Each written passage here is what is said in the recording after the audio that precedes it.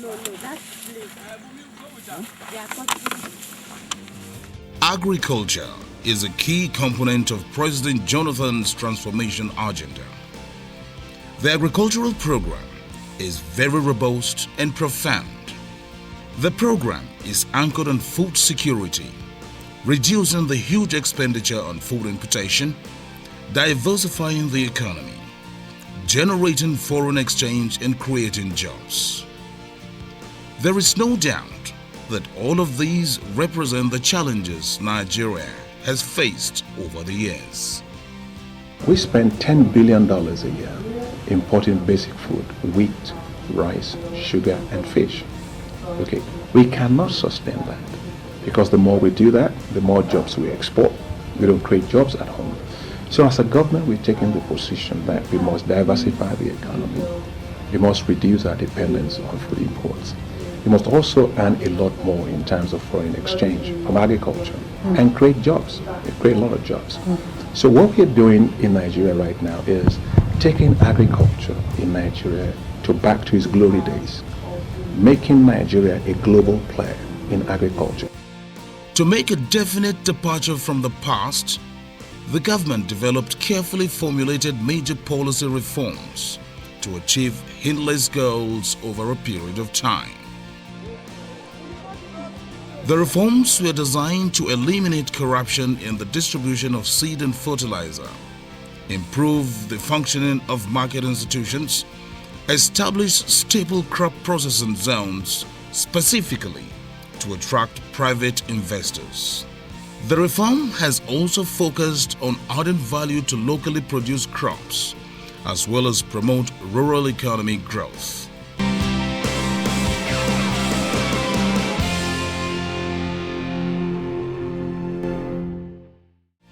On the reforms that we are driving, it's not agriculture as you know it.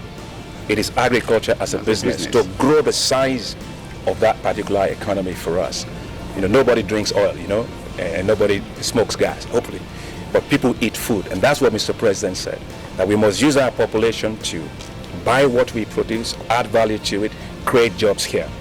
And within the agricultural sector, we are going to create, God helping us, 3.5 million jobs between now and 2015. Built into the transformation agenda is the target to create over 3 million jobs in the agricultural sector alone. This is being achieved with the development of rice, cassava, sorghum, cocoa, and cotton.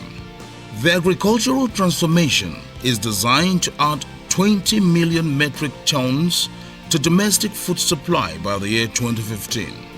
This will tackle food insecurity.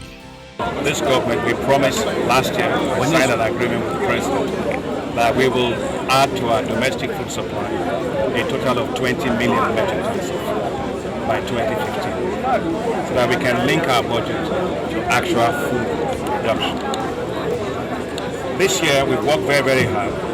This year, we distributed 63,400 metric tons of seed, high-yielding seed for May, which was planted on 3.5 million hectares.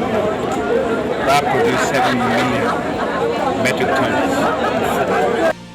Recently, the government of President Jonathan took practical steps to tackle unemployment among youths using agriculture. It initiated a program called National Schools Agriculture Programs. Under the program, young students are to be introduced to various opportunities offered by the agricultural sector. It is being coordinated by the Office of the Special Assistant to the President on Schools Agriculture Program. The National School Agricultural Program, NSAP, was therefore developed as a Catch Them Young initiative targeted at our school-age children to structurally transform the school education system and make agriculture more attractive and rewarding to them. This program would involve a structural transformation of the school system. The main aim is the training of school-age children in the entrepreneurial skills in agribusiness to utilize the vast potentials in the agricultural sector. So what we are doing is agriculture as a business. We are getting excited for our youth. to get into agriculture. That's why Mr. President has approved for us the initiative we are doing to create 1 million new jobs in agriculture, with youth in agriculture, doing commercial agriculture.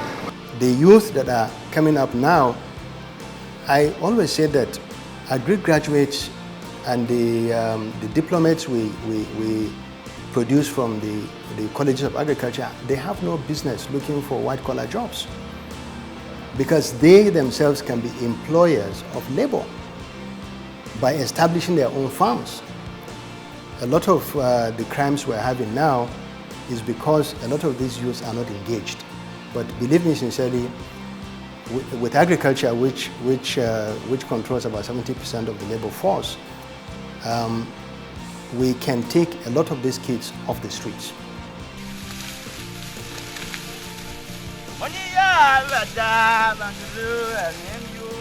The overall target is to build technical and entrepreneurial skills in the students to equip them in running agriculture as a business. By this initiative, school leavers will acquire the skills to create jobs for themselves. There is already a plan to achieve this in the pilot phases.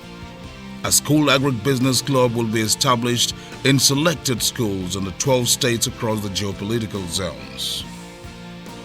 The club will concentrate on food and vegetable production. It would also be involved in horticulture, poultry, and livestock production. This program has the capacity to develop agriculture and alleviate poverty. A critical area where the president has made an unprecedented mark is the distribution of fertilizer. When he assumed office in 2011, the president inherited a corrupt system in which fertilizer was only allocated to political farmers. And since they practically had no use for it in the farms, these politicians turned around to export the product. In a bold move, President Jonathan summoned the uncommon political will to stop this trend in September 2011. Today, the real farmers have access to fertilizer, ending the malice which has been in vogue for 40 years. To facilitate the distribution of fertilizer and seeds at subsidized rates, a database of about 5 million farmers was developed. The Ministry of Agriculture has taken more creative measures in this same area by developing a growth enhancement program to provide support for seeds and fertilizer to 5 million farmers every year within 4 years. To facilitate the distribution, an electronic wallet system was developed using mobile phones. This is already working well. The exceptional credit that must go to President Jonathan is that Nigeria is the first country in Africa to launch an electronic wallet system for farmers. Farmers today are getting seeds and fertilizers via their mobile phones. There's no politician between them and their fertilizer. We cleaned up the corruption of 40 years within 90 days in this country. So that tells me that things are working. Before, a lot of the fertilizer, you know the story. The middlemen are the ones that actually make money out of fertilizer. Now, farmers are being registered, so we now have information on farmers. You can contact them. They have cell phones. They can get inputs directly, without going through middlemen. So, and also there are other values of the cell phone apart from just getting inputs. They can get market information. They can do a lot with the cell phones. In its cassava transformation program, the government of President Jonathan has been practically innovative. It was designed in such a way to turn Nigeria, being the largest cassava producer in the world, into the largest processor. Well, actually, the ATA is not to make Nigeria the largest producer of cassava. Already Nigeria is. But the problem with agriculture most often is that you produce but you don't add value. The post-harvest loss in crops range from 30 to 50%, depending on which crop you are talking about. So if the farmer, if you recall, there was a time government encouraged farmers to produce cassava. A lot of farmers went into cassava production. The following year, they didn't farm cassava because after producing so much cassava, there was wastage because of the lifespan and so on. They could not, they were not helped in terms of adding value to their product, to the cassava. And so the ATA now is emphasizing on adding value to the commodity itself. You produce the cassava, how do you transform it to cassava flour, which will last for a longer period of time, which you can market, much easier. How do you transform cassava, let's say, into cassava chips that you can store for a longer period and even export, and therefore create more wealth for your farmers and also for the country in terms of foreign exchange. So it's all about adding value to the product. Not the knowledge, the technical knowledge of how to use cassava flour is going to cascade down to the nooks and crannies of Nigeria. Every village, every town, every city, and of course the housewives too. So it is not elitist at all. This is the beginning of a revolution. Eating Nigeria, growing Nigeria, using Nigeria, being proudly Nigerian, and creating jobs and prosperity for our people. It's a very good initiative if they are implemented to the fullest. For example, the farmers that produce will be able to sell his products, and then availability of bakery flour will also be available. You understand? If a farmer produces and is able to sell, definitely he will be happy. What the federal government or the government is trying to do now, it will give us very, very high hope of doing more than what we have been doing in our own mega way. So I very much cherish what the government is intending to do. The government is also aggressively expanding markets for cassava through the development of high-quality cassava flour to substitute for wheat imports. Other cassava derivatives such as chips, starch, fructose, cassava syrup, and ethanol have also received the attention of government. From the substitution of 20% of bread wheat flour with cassava flour, the government plans to realize over 60 billion naira, which will be injected into the economy. President Jonathan specifically directed on the 30th of November 2011 that cassava flour bread be commercialized, and within 90 days, the commercialization was successfully achieved.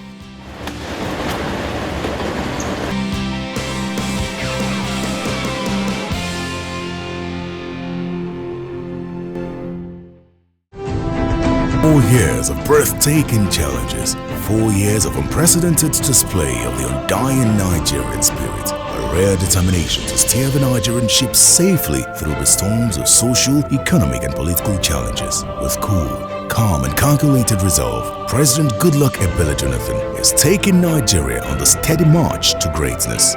With President Goodluck Ebele Jonathan, Nigeria is work in progress. Don't stop the match. Vote for continuity. Vote for President Goodluck Ebele Jonathan. Vote PDP.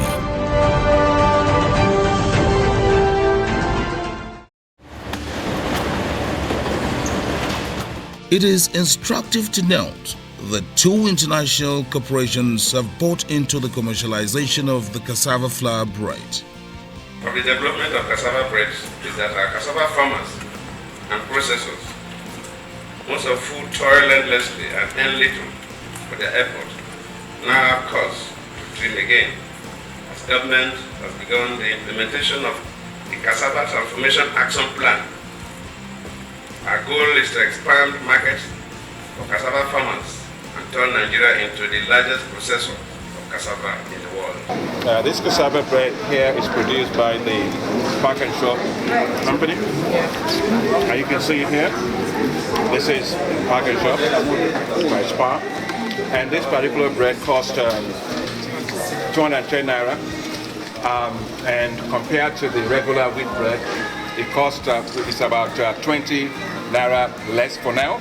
They are going to continue to reduce the price further. Now there is another one which is here, and this goes for 110 naira, and that price is also going to continue to come down, significantly. It is already 25 naira less than the regular wheat bread, but that price again will continue to decline. Now you take a look around, you see all the things they are doing from it. These are cakes, and these are cupcakes, and all these are coming straight out of the cassava. Now, what that tells you is this, that as a country we have significant amount of potential. People first said that this was not possible, Well, as you can see, UTC did it at 20%, Butterfield, and now Park and Shop is doing it already at 20%. It's better compared to other ones, and the taste, you won't even know it's from cassava or it has any percentage of cassava in it. It's nice. It's okay. It's good value. And talking about price, it's very easy to get, you understand? 100 naira for one. It tastes very, very good. And I'm calling on all Nigerians to go for cassava bread, because to me it is healthier than the normal wheat bread we used to eat, and the price is okay, it's normal. Everybody can afford it, and it is very good.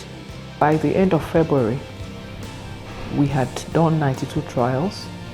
We were sure we had a commercially viable recipe for bread, so we rang the bell and made this information known to the Honorable Minister of Agriculture. And shortly after we did that, he paid us a visit here personally to see our facilities. He actually went through every stage of the process with us in our factory, and he left impressed. And shortly after, we were visited by NAFDAC and representatives of Flour Millers Association of Nigeria also came here to verify our claims. International agencies have also come here to verify our claims, and they've all left pleased. An initiative that has been driven through the Department of Agriculture, primarily to function and drive the consumption of cassava in Nigeria. They came up with different formulations in terms of being able to make bread out of a cassava flour. We were initially looking at using small amounts like 2 or 3%, but we're currently up to 20% in terms of consumption of a loaf now can consist out of cassava flour. There is a clear evidence that President Jonathan has transformed agriculture in the last 3 years. The massive success that has been recorded in agriculture, a component of the transformation agenda, is a clear recommendation which stands as credit for President Jonathan. There is also the Rice Transformation Initiative, which is being implemented in collaboration with the private sector in the country. There is a transformation going on, and we are trying to increase production. The new mills, we are not part of the old system of cultivation, whereby farmers just plant in their small holdings and harvest and process. Now we have big mills that can process all the rice needed by a state or 2 or 3 or 5 states in Nigeria. So the demand for paddy has increased significantly. As soon as the paddy comes in, we collect our samples. And the collection of samples is done so thorough, so that from each and every bag, samples are collected from the top, from the middle, and the bottom of the bag, which is in turn brought into the lab for analysis. We have a small mill here, a trial mill, that helps us to have a foresight of what the body will give us, the recovery ratio, the percentage broken. Over here is also our moisture. This is a machine that we use in determining the moisture content of our paddy before it's being procured. We also use it for our final rice too, because of the importance of moisture content. It's a parameter that determines the shelf life of our product, so we don't play with it. The government has achieved massive success in other subsectors. For instance, the production of cocoa is receiving the attention of the administration. The Cocoa Transformation Program is aimed at creating about 390,000 jobs by doubling production, increased processing capacity of factories, establishing and strengthening small and medium enterprises in the subsector. If you take cocoa, we're here in Southwest, where cocoa is the main thing. This year, we're distributing 3.6 million poles, high-yielding cocoa varieties that matures in 2.5 years instead of 5 years, and also give you yield of 2.2 tons per hectare instead of 0.4 tons per hectare. So all of this demonstrates, all of this we gave to farmers. Mr. President said we should give to farmers free of charge. It's never happened before in this country. Even if you take cotton in the north, we provided 1,575 metric tons of improved high-quality varieties of cotton, planted by 75,000 hectares by 38,000 farmers. The Sorghum Transformation Program, which is targeting the Northwest and the Northeast, has succeeded in introducing 4 high-yielding sorghum species. In the area of cotton transformation, the administration's plan is to revive both the upstream and downstream cotton, textile and garment subsectors. The Oil Palm Transformation Value Chain Action Plan is aimed at transforming the ailing oil palm industry in Nigeria. About 4 million improved Chinara oil palm nuts from the Nigerian Institute for Oil Palm Research is being distributed to 70 public and private sector nursery operators. Maize is one commodity that has also been receiving the attention of the transformation program. Increasing maize yields and its cultivation, particularly in high production potential areas of the country, will jumpstart a second maize green revolution in the country.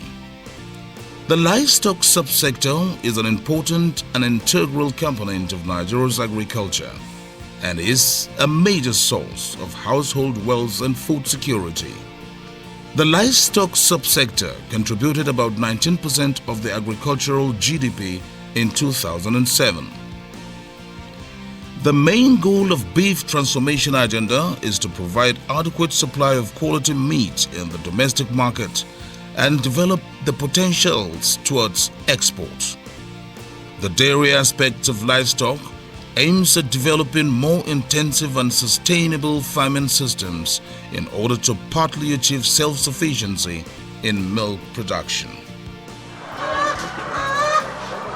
In the area of poultry development, the goal of the transformation agenda is to support the sustained growth of the poultry industry with expanded capacity for regional competitiveness so as to contribute more to animal protein supply, jobs and wealth creation. Also, the bottleneck and high cost associated with getting credit facilities are beginning to ease with the provision of a $300 million loan from the World Bank for farmers. Several states in the country have started soliciting for foreign direct investment for the development of agriculture. They include Lagos, Kwara, and Taraba.